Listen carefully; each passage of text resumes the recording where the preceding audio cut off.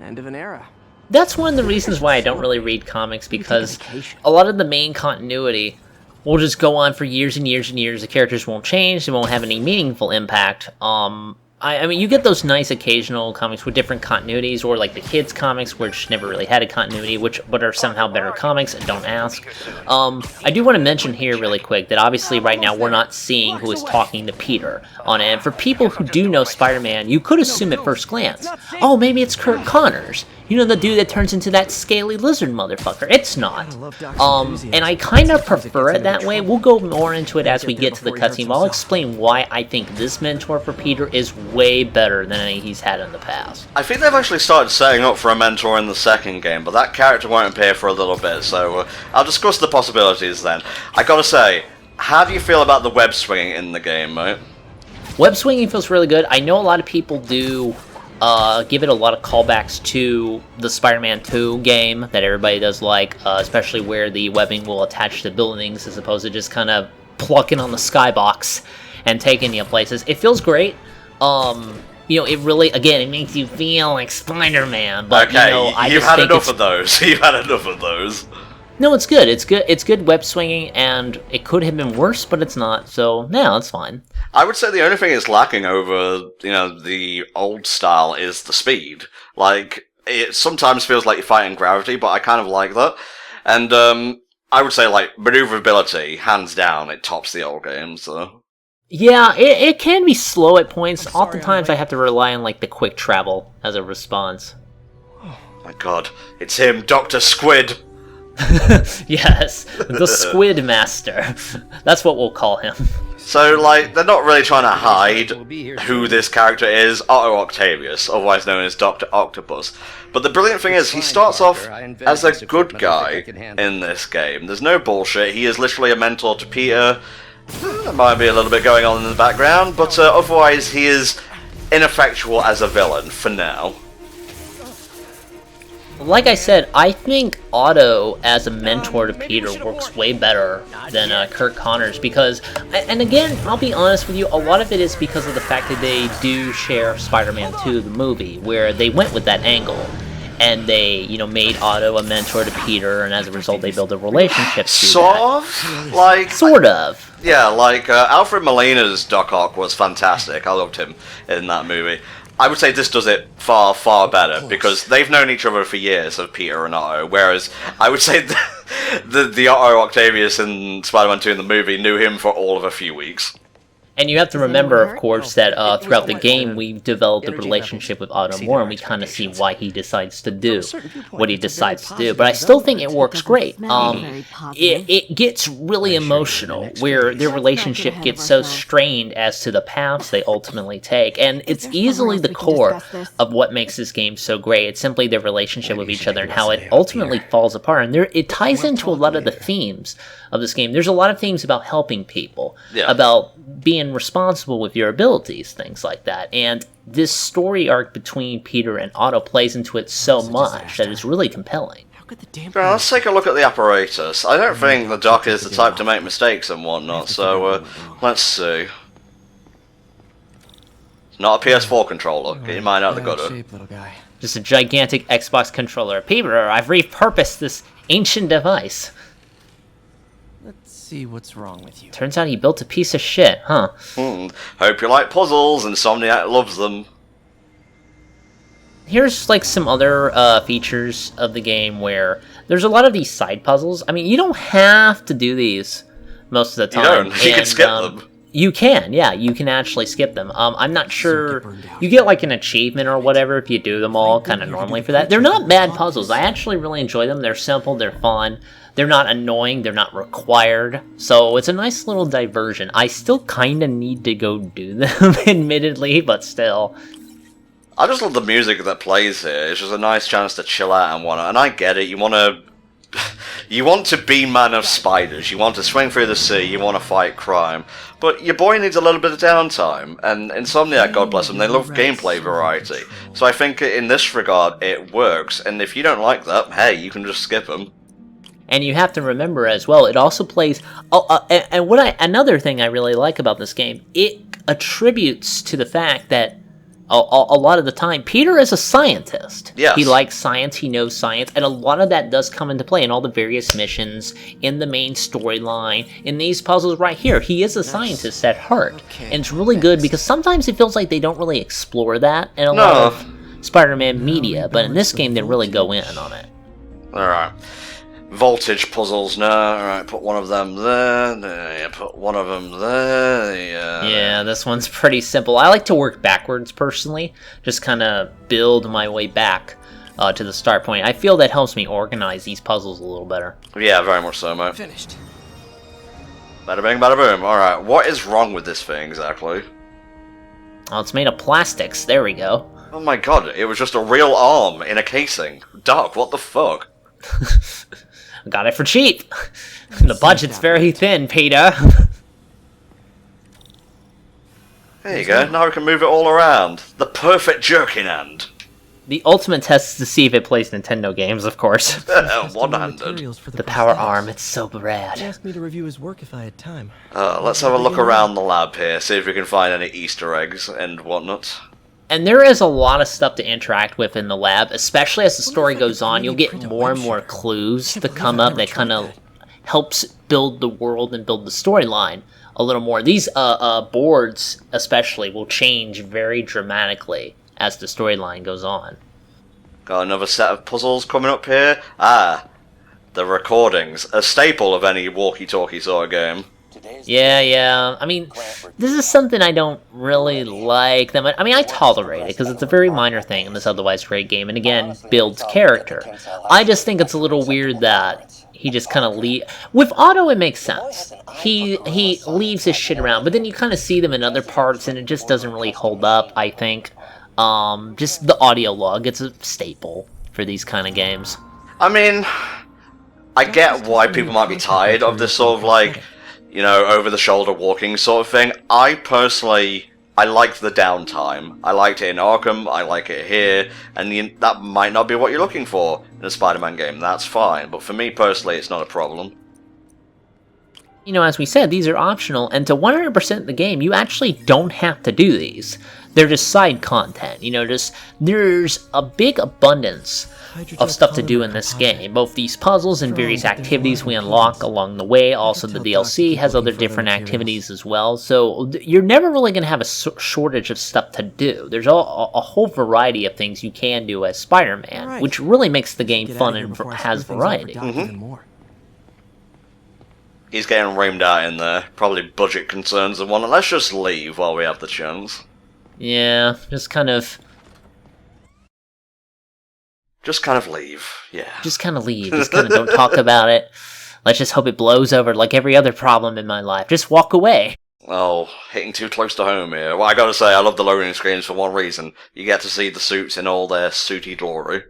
You can also kind of move them around and zoom in if you want, if you really need that close angle of his crotch. I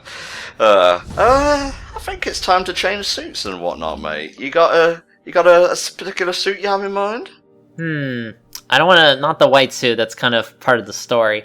Let's go with, do me a favor, go with the, let's do the Homecoming suit, actually. The Homecoming suit is this one, the Stark suit. Yeah, it's not bad looking. The black's a little bit out of place, but it doesn't, like, clash with it horribly. Now, you want to talk a suit that looks fucking weird. Away from Home suit. I don't like it. Maybe it'll look better in motion, maybe it'll look better when I see full images of it.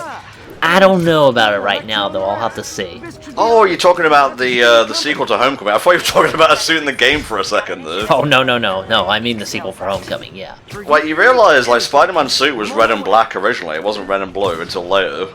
Well, that's true, yeah. I mean, red and black makes sense, especially considering the whole spider motif, and that's why I think the dark suit looks really good. Oh, here's another feature. As you whip swing, Jonah Jameson will just shout at you over his fucking podcast, which is great. I mean, it kind of has a few mixed opinions. They make JJ kind of sound like an idiot a lot, and it's very clear that they use him for very topical topics. But at the same time, you can turn them off. They are optional. I think they're fucking hilarious. The guy who played them, let me get his name really quick, but it is the same guy who does Reinhardt in Overwatch, actually, so it's great. Just the facts with Jonah Jameson, alerting you to the How threats do I you search don't this even wiki? know There we about. go. Let's dive right into the calls. Yeah. Okay, so not for nothing. You gotta give Spider-Man respect for taking down... Very Alex Jonesy, I have to say. You know, the Oh, yeah, chemicals huge. in the water that turn the friggin' spiders gay. It's Darren DePaul, who I thought about it for a little bit when I first heard him. I'm like, is that J.K. Simmons? It's not, you can tell, but there is very clearly a J.K. Simmons influence in how he kind of talks and presents himself, and even the bit of a sound of his voice. It's a little bit rougher, of course, but it's still a great performance. I still think it's really good. You know, it's not like oh no, it's not J.K. Simmons, fucking deal breaker, you know? Yeah, for sure. That's the game in a nutshell, really. It's like an amalgamation of like loads of different Spider-Man parts of the mythos, but with their own spin on it. Oh, Just makes a weird passing a kidney stone noise there, but it's fine. Sorry, that was my graphical appreciation thing. Oh no, I should have changed my suit to the black one! But at this point in the game, we kind of do another sort of cliche of a lot of these open world games. We have to activate various towers. It's not so bad here. Again, I haven't really played a lot of other open world games to compare, but it's easy to do, they're not challenging, and they open up more of the map, they let you access more activities, so it's easy to knock out. Oh, one of the great things of how this game is presented is that it is super easy to just go through a sector of the city and knock out stuff as you go. It just pops up, you go do it, you're done, and you just go around that way, and it's very organic and flowing, so it's really easy, fun, and rewarding to actually try to 100% this game. You never really feel like you kind of have to go out of your way for some obnoxious stuff. Well, I mean, if you leave it until the end, obviously there's going to be a bit of a grind to it, but I like picking at it as I go between story missions and like side missions. Well, there's actually not as many side missions as I'd like in the game. They do run out rather fast. Like, you won't be done until like 2/3 of the way through the game, maybe even like almost 3/3, which will be a hole, I think you'll find. But yeah, I don't know, I would have preferred more. Maybe in the sequel, now that they've started setting stuff up. I did kind of fall victim to that little trend where, you know, you would be trying to do the story mission, but other stuff keeps popping up on the way, so you're like, oh, I'll go do this first, and then you're just so sidetracked after a while. Indeed, indeed. So yeah, like how Dragon said, these towers, they open up the radars, there's like a few in each sector. They will reveal, like, collectibles, crimes ongoing in the area. Like, I have crime vision now, that crime hasn't actually started yet. So, spider sense has become precognitive. This shit is off the fucking chain. Well, he is kind of precognitive to a degree. It's always kind of implied that the spider sense is a little bit pre-gone. There's actually a version of, like, an alternate universe version of Spider-Man out there who his spider sense is so godlike, he's basically invincible. And he becomes like an assassin. And he can shoot, like, his bullets from his, like, web slingers. Like, it's nuts. So he's always kind of had that ability to a degree. Okay. The ones holding weapons, you gotta basically knock into the air, and then you kick them around like that, you knock them out 'cause you're level 50, and then you web blossom them. Good job, Spider-Man. Spectacular. Yeah, and you can also throw stuff.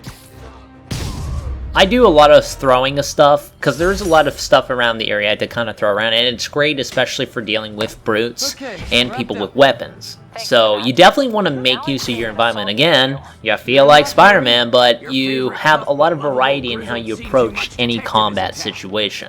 Oh, it's coming! Yes! Spider Cop, yes!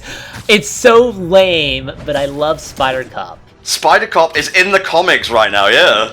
That's true. We actually thought, because there is this thing going on right now in the comics where this universe's Spider-Man is actually in Spider-Verse. And they had some images of various different Spider-Mans, and we saw one that looked like it's Spider-Man with a cop, glasses, the hat, and a mustache. But with the way it was set up, we thought, oh my god, that's a pre-render. We're gonna get a Spider Cop costume in this game. We didn't really. I'm not ruling anything out yet, because obviously we got the Raimi suit free out of the blue, so it's very possible they might have one in the wings. I would personally love it just because the Spider-Man cop shit is hilarious. Let me go! Oh yeah, let's do this shit. Shablabzo. Don't fuck with Spider-Man. How hard is it? Yeah, he'll just mess your shit up, my dude. All clear, ma'am. I knew Jameson was wrong about you. He called you a You're a prick, little but I weird, knew better. You got a good heart. You're merely an asshole in my eyes. Got somewhere to go? Homecoming suit looks good with like adult Peter's I'm proportions, sure I you have to say. can, but just in Yeah, case no, there's a I place really called like the this Feast suit. Center. It's one of the better suits in the game. I mean, it's not like my top We 3, got the best but it's still briefcase in the really city, good looking, hands down. actually. You realise now you brought that up, I'm gonna have to know your top 3. Haven't had I already any. told you my top 3, though. It's the Last Stand Okay. suit, it's the Dark suit, and it's the I'll check it Raimi out. suit. There you go. Thanks, Spider Guy. That's Spider-Man guy. Spider- Get it right. I kind of wish, just like an alternate Should be able to universe where he spot the called next tower himself from up there. Spider Guy instead. You know, there was actually, I'm gonna have to make things sad for a little bit now.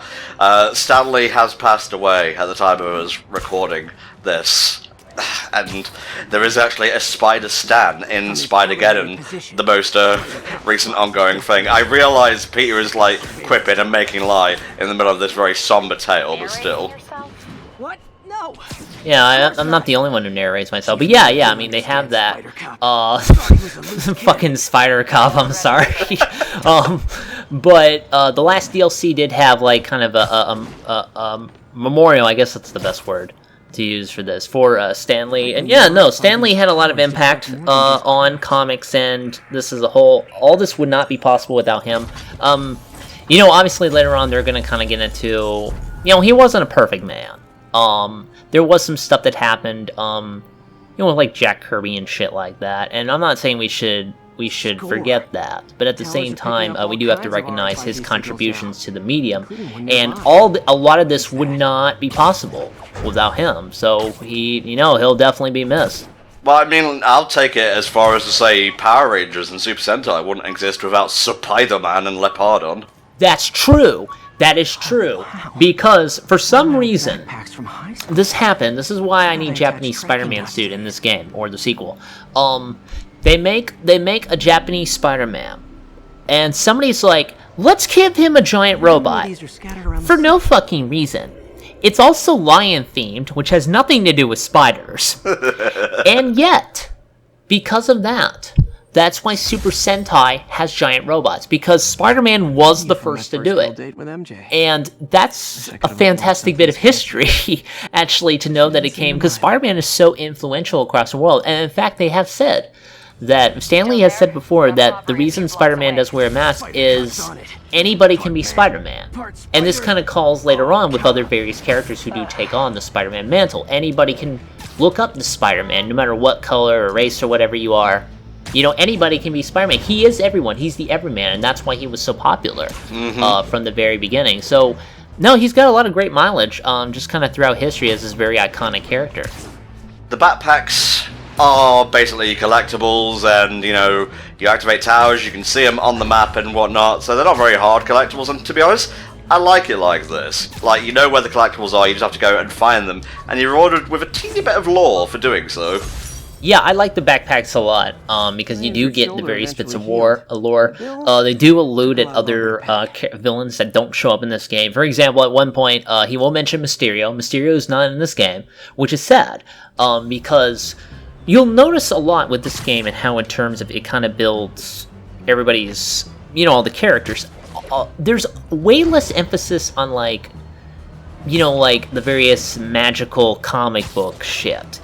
A lot of it is very technology-based, and although, of course, there is some stretch of the imagination, you know, you can sit here and think, somebody can do this. Somebody can make a suit that lets him shoot vibrations, or have a fucking giant scorpion tail, or be like a mecha rhino, and shit like that. There is believable enough. It's just far enough into the future that you can see it happening. Yeah. And it kind of comes into play across the board, and I think Mysterio will be great, because, you know, they're obviously making a sequel, probably. I think he would be getting a sequel, because, again, he's very technological-based, illusions, shit like that. So I'm looking forward to seeing how they do him. I kind of like this pseudo 2D, like, Final Fight sort of thing, inside the store, like a diorama. Oh my god. Oh, okay, careful now. Yay, I knocked it over the pedestrian. Well, fuck that store. Oh, yep, sometimes more guys just kind of sneak out. Guys, if You want some? Shablamzo. Ah! That's what happens when you chase Sublamzo whenever you're fighting somebody. I have all the gadgets. I win. Yeah.